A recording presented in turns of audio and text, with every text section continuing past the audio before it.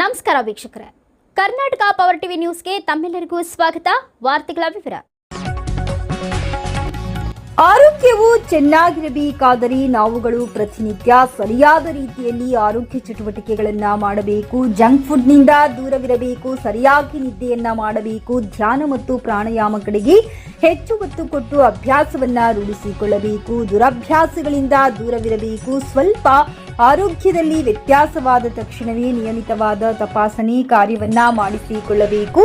ವೈಯಕ್ತಿಕ ಸ್ವಚ್ಛತೆ ಬಗ್ಗೆ ಹೆಚ್ಚು ಗಮನವನ್ನ ಕೊಡಬೇಕು. ಸ್ವಚ್ಛತೆ ಮತ್ತು ಜಾಗೃತಿ ಆರೋಗ್ಯದ ರಹಸ್ಯವಾಗಿದೆ. ಆದ್ದರಿಂದ ಉತ್ತಮ ಆರೋಗ್ಯವೇ ನಿಜವಾದ ಸಂಪತ್ತು ಎಂದು ರಾಯಚೂರು ತಾಲೂಕಿನ ಸರ್ಕಾರಿ ಪ್ರೌಢಶಾಲೆ ಉಡಮಗಲ ಖಾನಾಪುರದಲ್ಲಿ ವಿಶ್ವ ಆರೋಗ್ಯ ದಿನಾಚರಣೆ ಹಾಗೂ ಬೇಸಿಗೆಯಲ್ಲಿ ಆರೋಗ್ಯದ ಕುರಿತು ನಡೆದ ಕಾರ್ಯಕ್ರಮವನ್ನ ಸಸಿಗೆ ನೀರು ಹಾಕುವುದರ ಮೂಲಕ ಉದ್ಘಾಟಿಸಿ ಭಾರತೀಯ ರೆಡ್ ಕ್ರಾಸ್ ಸಂಸ್ಥೆಯ ಶಿಕ್ಷಣ ವಿಭಾಗದ ಜಿಲ್ಲಾ ಸಂಚಾಲಕ ಡಾಕ್ಟರ್ ದಂಡಪ್ಪ ಬಿರಾದಾರ್ ಮಾತನಾಡಿದರು.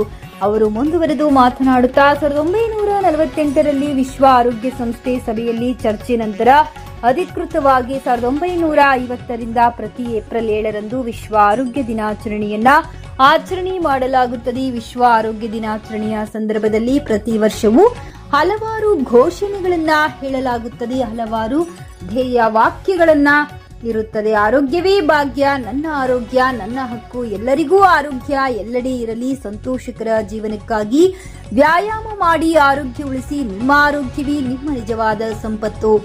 ಭರವಸೆಯ ಭವಿಷ್ಯ. ನರ್ಸ್ಗಳು ಮತ್ತು ಮಿಡ್ವೈಫ್ಗಳನ್ನ ಬೆಂಬಲಿಸಿ ಈ ರೀತಿಯಾಗಿ ವಿಶ್ವ ಆರೋಗ್ಯ ದಿನದ ಘೋಷಣೆಗಳು ಇರುತ್ತವೆ. ವಿದ್ಯಾರ್ಥಿಗಳೇ, ಬೇಸಿಗೆ ರಜೆ ಬಂದಿದೆ. ರಜೆಯಲ್ಲಿ ಅನಾವಶ್ಯಕವಾಗಿ ಹೊರಗಡೆ ತಿರುಗಾಡಲು ಹೋಗಬೇಡಿ.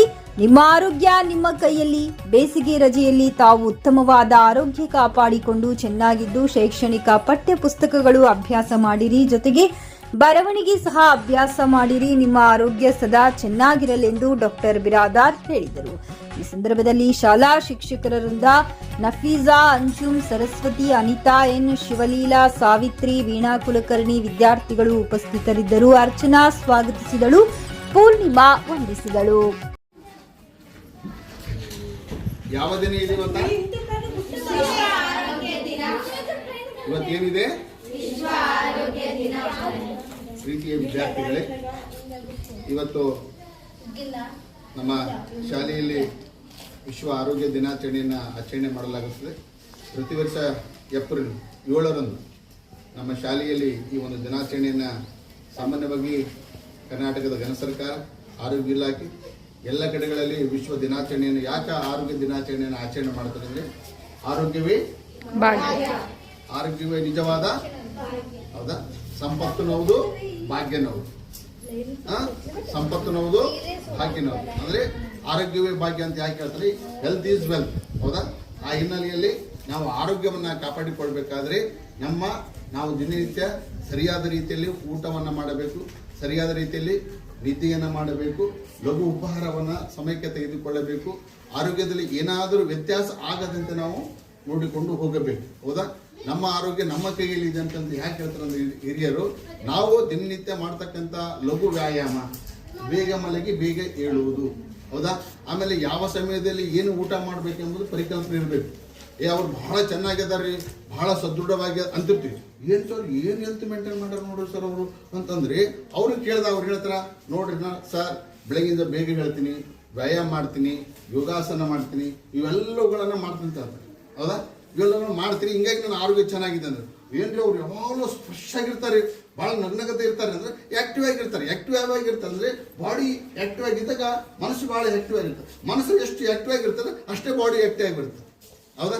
ನಮ್ಮ ವಿಚಾರಗಳು ಒಂದೊಂದ್ಸಲ ನಾವು ಹೆಂಗಾರು ಸಕಾರಾತ್ಮಕ ರೀತಿಯಲ್ಲಿ ವಿಚಾರ ಮಾಡಿದ್ರೆ ನನ್ನ ಬಾಡಿ ಅಷ್ಟೇ ಸಕಾರಾತ್ಮಕ ರೀತಿಯಲ್ಲಿ ವಿಚಾರ ಮಾಡುತ್ತೆ. ಅದಕ್ಕೆ ನನ್ನ ಆರೋಗ್ಯ ನನ್ನ ಕೈಯಲ್ಲಿ ಎನ್ನುವಂತೆ ನಾವು ದಿನನಿತ್ಯ ನಾವು ಮಾಡ್ತಕ್ಕಂಥ ಕಾರ್ಯಚಟುವಟಿಕೆಗಳು ನಮ್ಮ ದೇಹದಿಂದ. ಅದಕ್ಕಾಗಿ ಇವತ್ತು ಕರ್ನಾಟಕದ ಆರೋಗ್ಯ ಇಲಾಖೆ ಆಗಿರ್ಬೋದು, ಜಿಲ್ಲಾಡಳಿತ ಆಗಿರ್ಬೋದು ಮತ್ತು ಇನ್ನಿತರ ಆರೋಗ್ಯ ಇಲಾಖೆಯವರು ಇವತ್ತು ಮಾಡ್ತಾರೆ. ಇದು ಯಾವಾಗ ಜಾರಿಗೆ ಬಂತಂದ್ರೆ 1948ರ ಸಮಯದಲ್ಲಿ ವಿಶ್ವಸಂಸ್ಥೆ ಇದನ್ನು ಜಾರಿಗೆ ತಂದು ಅಧಿಕೃತವಾಗಿ 1950 ಏಪ್ರಿಲ್ 7ರಂದು ಇಡೀ ವಿಶ್ವಾದ್ಯಂತ ಇದನ್ನ ನಾವೇನು ಮಾಡ್ತಾರೋ ವಿಶ್ವ ಆರೋಗ್ಯ ದಿನ ಅಂತ ಆಚರಣೆ ಮಾಡ್ತಾ ಇದ್ದೇವೆ. ಆ ಹಿನ್ನೆಲೆಯಲ್ಲಿ ಇವತ್ತು ವಿಶ್ವ ಆರೋಗ್ಯ ದಿನಾಚರಣೆಯನ್ನ ನಮ್ಮ ಶಾಲೆಯಲ್ಲಿ ನಾವು ಆಚರಣೆ ಮಾಡ್ತಾ ಇದ್ದೇವೆ. ನೀವು ಆರೋಗ್ಯವಾಗಿರಿ. ವಿಶೇಷವಾಗಿ ರಜೆ ಬಂತೀಗ, ಈ ಮಾತು ಯಾಕೆ ಕೇಳ್ತಂದ್ರೆ ರಜೆ ಬಂತು, ರಜೆಯಲ್ಲಿ ನೀವು ದಯವಿಟ್ಟು ಅನವಶ್ಯಕವಾಗಿ ಬೇರೆ ಬೇರೆ ಕಡೆ ತಿರುಗಾಡೋದು ಬಿಡ್ರಿ. ಯಾಕಂದ್ರೆ ಬಿಸಿಲು, ಅತಿಯಾದ ಬಿಸಿಲು ಆರೋಗ್ಯವನ್ನ ಹಾಳು ಮಾಡ್ತಾ ಇದೆ. ಅತಿಯಾದ ಬಿಸಿಲು ಆರೋಗ್ಯದ ಮೇಲೆ ಕೆಟ್ಟ ಪರಿಣಾಮ ಬೀರುತ್ತೆ. ಅತಿಯಾದ ಬಿಸಿಲು ದೇಹದವನ್ನ ವ್ಯತ್ಯಾಸವನ್ನು ಮಾಡ್ತಾ ಇದೆ. ಹೌದಾ? ಆದ್ದರಿಂದ ಬರುವ ಈ ಬೇಸಿಗೆ 2 ತಿಂಗಳ ನಮ್ಮ ರಾಯಚೂರಿನಲ್ಲಿ ವಿಶೇಷವಾಗಿ ಹೆಚ್ಚು ಬಿಸಿಲು ಇರ್ತಾ ಇದೆ, ಏಪ್ರಿಲ್ ಮತ್ತು ಮೇ ತಿಂಗಳಲ್ಲಿ. ಆ ಹಿನ್ನೆಲೆಯಲ್ಲಿ ಈ ಬೇಸಿಗೆ ತಾಪವಂತ ನೀವೇನಾದ್ರು ದೂರ ಇರಬೇಕಾದ್ರೆ ಅನಾವಶ್ಯಕವಾಗಿ ಹೊರಗೆ ಹೋಗಬೇಡಿ. ಒಂದು ವೇಳೆ ಹೊರಗೆ ಹೋಗ್ಬೇಕಾದ ಪ್ರಸಂಗ ಬಂದ್ರೆ ಕೈಯಲ್ಲಿ ಯಾವಾಗಲೂ ಒಂದು ಬಾಟ್ಲಿಯಲ್ಲಿ ನೀರಿಲ್ಲ, ನೀರು ನಿಮ್ಮ ಜೊತೆಗೆ ಇರಬೇಕು. ಹಿರಿಯರು ವಯಸ್ಸಾದವರು ನಿಮ್ಮ ಜೊತೆಗೆ ಯಾರಿದ್ರೆ ಅವ್ರ ಜೊತೆಗೆ ಛತ್ರಿ ತಗೊಂಡು ಹೋಗಿ, ಇಲ್ಲ ಒಂದು ಕ್ಯಾಪ್ ತಗೊಂಡು ಹೋಗಿ. ನೀವು ನೋಡ್ತಿರ್ಬೋದು, ನಾನು ಸಾಮಾನ್ಯವಾಗಿ ದ್ವಿಚಕ್ರ ವಾಹನ ಬಂದಿರೋದು ಯಾಕೆ ನಾವು ಕ್ಯಾಪ್ ಹಾಕೊಂಡು ಬರ್ತೀವಿ. ಯಾಕೆ ಹೇಳೋದು? ಬಿಸಿಲು ಬಡಬಾರ್ದಂತ. ಅಂದ್ರೆ ವಿಶೇಷವಾಗಿ ಕರ್ನಾಟಕ ಸರ್ಕಾರ, ರಾಯಚೂರಿನ ಆರೋಗ್ಯ ಇಲಾಖೆ ಮತ್ತು ಜಿಲ್ಲಾಡಳಿತ ಇದೆ, ಬೇಸಿಗೆ ರಜೆಯಲ್ಲಿ ನಾವು ಏನೇನು ಎಚ್ಚರಿಕೆ ತೆಗೆದುಕೊಳ್ಬೇಕು, ನಮ್ಮ ಆರೋಗ್ಯ ಹೆಂಗಿರ್ಬೇಕಂದ್ರೆ ಸುಮಾರು 8 ಲಕ್ಷಣಗಳನ್ನ 8 ಸೂಚನೆ ನಮಗೆ ಕೊಟ್ಟಿದೆ. ವಯಸ್ಸಾದವ್ರನ್ನ ಅಪ್ಪಿತಪ್ಪಿ ಹೊರಗೆ ಕರ್ಕೊಂಡು ಹೋಗ್ಬೇಡ್ರಿ. ವಯಸ್ಸಾದವ್ರನ್ನ ಅಪ್ಪಿತಪ್ಪಿ ಕರ್ಕೊಂಡು ಹೋಗ್ಬೇಡ್ರಿ. ನೀವು ಇನ್ನಲ್ಲಿ ಇಟ್ಟುಕೊಂಡು ಇವತ್ತು ನೀವು ನಿಮ್ಮ ಆರೋಗ್ಯ 2 ತಿಂಗಳ, ಹೌದಾ, 2 ತಿಂಗಳಲ್ಲಿ ಬೇರೆ ಕಡೆ ಹೋಗಿದೆ, ತಿರುಗಾಡಿದ, ಆರೋಗ್ಯ ಕೆಡ್ತಿ, ಗ್ಲುಕೋಸ್ ಜೇರ್ಸಿ ನಾವೆಂತ ಸುದ್ದಿ ಬರಬಾರ್ದು. ಎಲ್ಲರೂ ರಜೆಯಲ್ಲಿ ಚೆನ್ನಾಗಿ ಓದ್ರಿ, ಚೆನ್ನಾಗಿ ಆರೋಗ್ಯ ಪಡ್ಕೊಡ್ರಿ. ನಿಮ್ಮ ಆರೋಗ್ಯ ನಿಮ್ಮ ಕೈ. ಓಕೆನಾ? ಧನ್ಯವಾದ.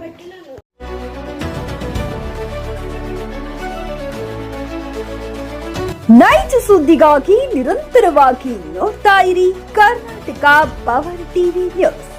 ನೀವು ಇನ್ನ ನಮ್ಮ ಚಾನೆಲ್ ಸಬ್ಸ್ಕ್ರೈಬ್ ಮಾಡಿಲ್ಲ ಅಂದ್ರೆ ಕೂಡಲೇ ಸಬ್ಸ್ಕ್ರೈಬ್ ಮಾಡಿ, ಲೈಕ್ ಮಾಡಿ, ಕಮೆಂಟ್ ಮಾಡಿ ಮತ್ತು ಶೇರ್ ಮಾಡಿ.